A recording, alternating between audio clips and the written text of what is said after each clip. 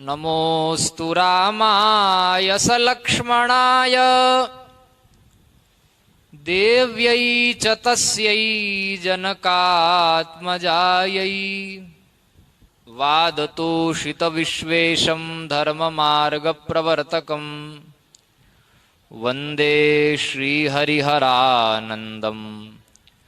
करपात्रं जगद्गुरुम्। वर्षा ऋतु में, वर्षा के दिनों में वायु तत्व पूर्व आदि 10 प्रकार के दिक् से संपृक्त होकर बहने लगता है। आकाश से एकीभूत होकर स्थित न रहकर अपने रूप में आ जाता है।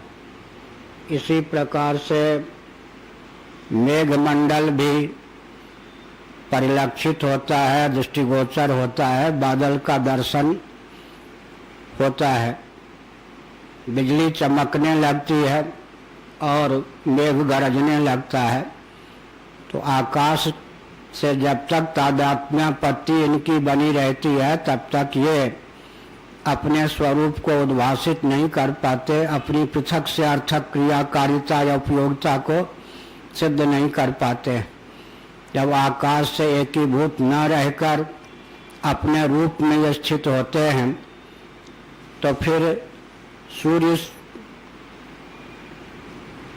से के द्वार से ये अर्थक क्रियाकारिता को उद्भाषित करते हैं, अपनी उपयोगिता को उद्भाषित करते हैं और स्वतंत्र रूप से भी परिलक्षित होते हैं। यह दृष्टांत दिया गया।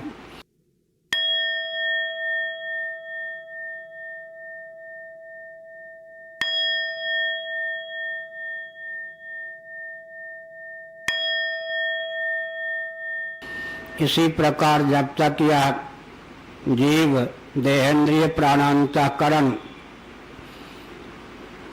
में तादात्म्यापन्न रहता है, घुला मिला सा रहता है, इनसे एकीभूत रहता है, तो देहेंद्रिय प्राणांतःकरण को लेकर ही अहंता ममता की निष्पत्ति होती है। ऐसी स्थिति में अपने वास्तव रूप को मानव तिरोहित रखता है अनात्म वस्तुओं में तादात्म्यापत्ति के कारण। स्थूल शरीर को लेकर इसकी मान्यता होती है, मैं पुरुष हूँ, मैं स्त्री हूँ, मैं नपुंसक हूँ, मैं मनुष्य हूँ, गौर वर्ण का हूँ, श्याम वर्ण का हूँ, नाटा हूँ, लंबा हूँ, ब्राह्मण हूँ, क्षत्रिय हूँ, वैश्य हूँ, शूद्र हूँ, ब्रह्मचारी हूँ, गृहस्थ हूँ, वानप्रस्थ हूँ, सन्यासी हूँ। ये सारी मान्यताएं स्थूल शरीर के अनुरूप हैं। कर्मेंद्रियों में तादात्म्यापन्न होकर मैं वक्ता हूँ, मैं गंता हूँ, इस प्रकार की मान्यता बनती है। वाक् इंद्रिय से जब तादात्म्यापन्न होता है जीव तो स्वयं को वक्ता मान लेता है। पाद चरण से तादात्म्यापन्न होता है तो चलने की स्थिति में स्वयं को गंता मान लेता है। इस प्रकार से ऐसे ज्ञानेंद्रियों में आँख से तादात्म्यापन्न होता है तो स्वयं को दृष्टा मानता है। श्रोतेंद्रिय से तादात्म्यापन्न होता है तो स्वयं को श्रोता मानता है। इस प्रकार त्वक इंद्रिय से तादात्म्यापन्न हो जाए तो अपने को स्पष्टा मानता है। नासिका या घ्राण से तादात्म्यापन्न हो जाए तो अपने को घ्राता मानने लगता है। तो कर्मेंद्रिय ज्ञानेंद्रिय के अनुरूप भी इसकी मान्यता अभिव्यक्त होती रहती है। और प्राण से तादात्म्यापत्ति की स्थिति में स्वयं को प्राणी मानता है। मन से तादात्म्यापत्ति की स्थिति में मनता मानता है।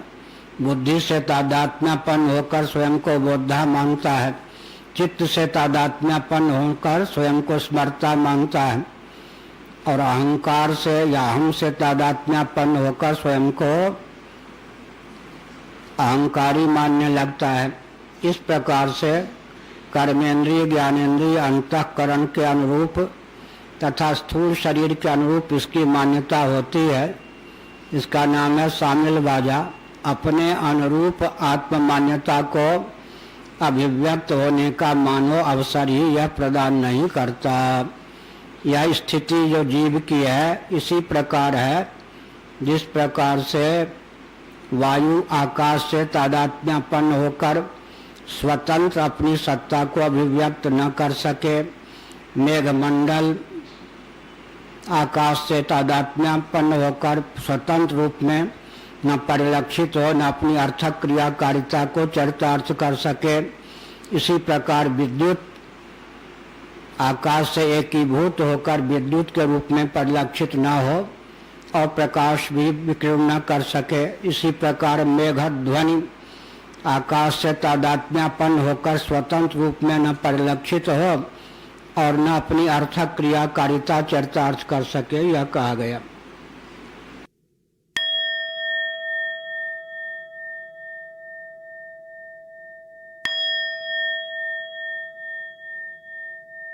उदाहरण के लिए ये है, अब बिना उपनेत्र के हम देख रहे, तो उस समय हमारी तादात्म्यपत्ति केवल नेत्र गोलक से है या नहीं, नेत्र गोलक से। उसके बाद यूँ किया, अब नेत्र गोलक से अतीन्द्रिय नेत्र इंद्रिय की तादात्म्यपत्ति के बिना उपनेत्र चश्मा से तादात्म्यपत्ति हो सकती है क्या?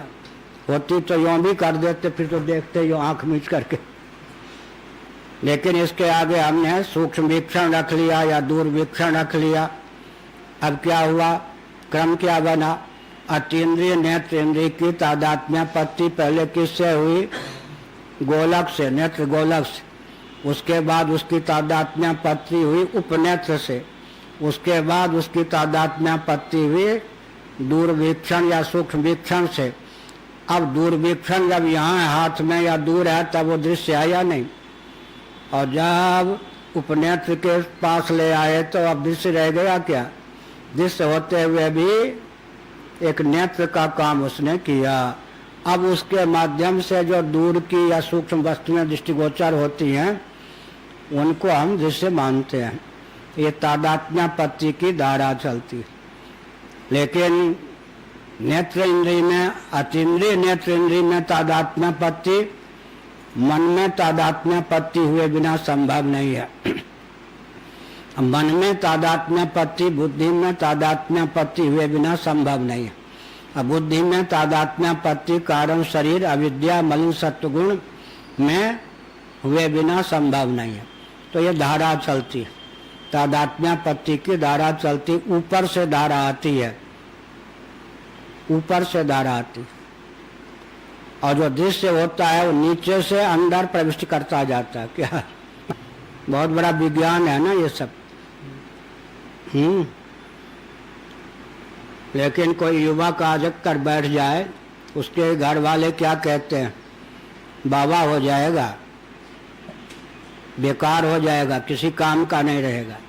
इसका 100वां हिस्सा ज्ञान भी जापान में, ब्रिटेन में, अमेरिका में नहीं है। वहाँ पढ़ने चला गया, अरे ये जीवन धन्य हो जाएगा।